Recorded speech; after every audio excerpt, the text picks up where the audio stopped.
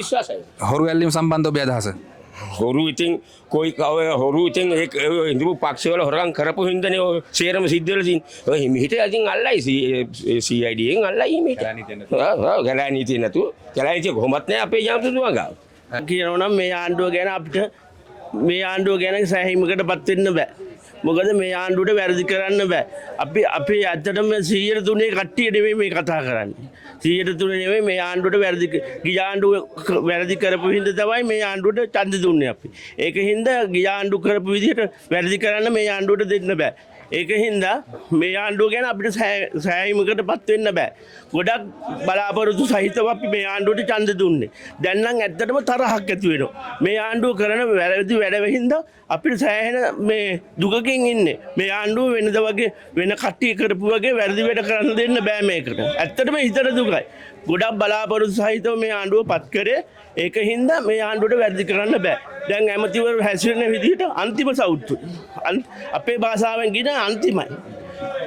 ඒක හින්දා අපිට සෑහීමකටපත් වෙන්න බෑ මේ ආණ්ඩුවගේ. මේ සල්ලි ඉතුරු වෙලා තියෙනවා කිව්වා මේ වෙන් කරපු සල්ලි වලින් වැඩ කරේ නැtei කියලා කිව්වා. දැන් ඒවට දැන් ඒ වැඩ ඒවත් කරෙන්න ඕනේ. දැන් මේකට ආධාරත් හම්බුණා. කොහොමරි ඉතින් මේ රටෙන් විදේශ ආධාරත් අරගෙන රට ඉතින් හොඳ ගමන් මාර්ගයකට යන්න ඕන. ඉතින් මේ ආණ්ඩුවේ පොඩි දුර්වලකම් තියෙනවා ටික ටික. හැම පැත්තෙම තියෙනවා. දැන් මේ අපිත් දැන් මේ ආණ්ඩුවට තමයි දුන්නේ යන්නේ. අඩුපාඩුවන් හදාගෙන ඉස්සරහට යන තමයි තියෙන්නේ. අපි දැන් බලමු තව අවුරුද්දක් විතර පොඩ්ඩක් දීලා පොඩ්ඩක් බලන්න ඕන මේ කට්ටියට.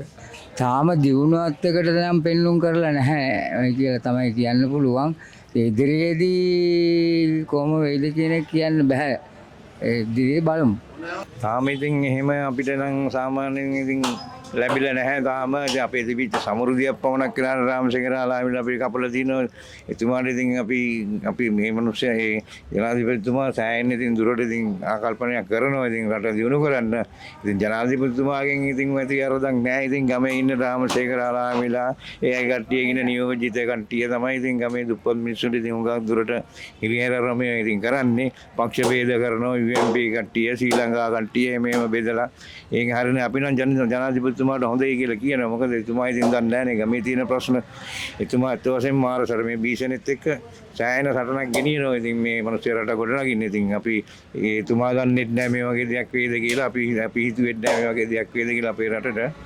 නමුත් ඉතින් ජනාධිපතිතුමාගෙන ආකල්පන 100%ක් වගේ මට නම් හොඳයි. නමුත් අර ගම්වල ඉන්න නියෝජිත මහත්තුරුපත් කරපු කට්ටිය නම් හරි අසාර්ථකයි. ඒ මිනිස්සු හරි ඉගෙනීමකුත් නැතිව වගේ මට පේන්නේ. අපිට තියෙන ඉගෙනීමක් නැහැ ඒ කට්ටියට. මොකද මේ මිනිස්සුන්ගෙන් පරිගැනීම කරන්න හොඳ නැහැ දේශපාලනත්. මේ UMP ශ්‍රී ලංකා කොමියුනිස්ට් කියලා අපිත් එහෙනම් අපි ඇවිල්ලා එන UMP ට අපි ඡන්ද දීපු මිනිස්සු මේ පාර අපි ඡන්ද දුන්නේ එතුමාට. මොකද මේ රටේ තියෙන නාස්තිය නැති කරන්න. සෑහෙන ඉතින් ජනනායකව සෑහෙන ඉතින් රටේ විනාශ කරා. ඉතින් ඒවා අපි බලාපොරොත්තු තමයි ජනාධිපතිතුමාට අපි නම් මේ තත්ත්වයට අපි ගත්තේ නැත්නම් ජනාධිපතිතුමාට හැරෙන්නත් බෑ. මේ අපි ඡන්ද නුදුන්නා ජනාධිපතිතුමාට කිට් වෙන්නත් බෑ.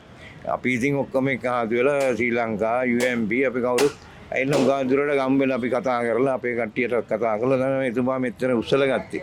නමුත් එතුමාගේ ඉන්න ගෝලයේ බෝලයේ පිරිස නම් අන්තිම කැතේ කියලා තමයි මට කියන්න තියෙන්නේ. එච්චරයි ඉතින් මොහොස්තු හොඳයි කියලා තමයි මම කියන්නේ.